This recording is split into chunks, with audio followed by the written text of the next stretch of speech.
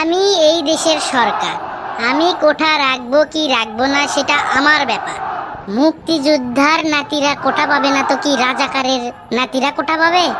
যদি শুধু মুক্তিযোদ্ধাদের নাতিদের চাকরি পাওয়ার অধিকার থাকে তাহলে এক কাজ করেন, যুদ্ধের সময় যেসব ভারতীয় সৈন্যরা যুদ্ধ করছে তাদের নাতিপুতিদের ধরে নিয়ে আসেন। ধরে নিয়ে এসে তাদেরকে চাকরি দিয়ে দেন। যেহেতু দেশটা ভাড়া দিয়েই ফেলেছেন সেহেতু আপনি মুক্তিযোদ্ধাদের নিয়েই থাকেন, আর আমাদের ভিসার ব্যবস্থা করে দেন, আমরা বাহিরে চলে যাই। মাসে মাসে রেমিটেন্স দিয়ে পাঠাবো দেশপ্রেমিক হিসেবে। কে বাবা তুমি তুমি তোমার ভালোই কথা কবার জানো। তোমার পরিচয় কি? আমার পরিচয় রাজাকার। কে বলেছে? সরকার। মুক্তিযোদ্ধাদের নাতিপুতিরাও পাবে না, তাহলে কি রাজাকারের নাতিপুতিরা পাবে?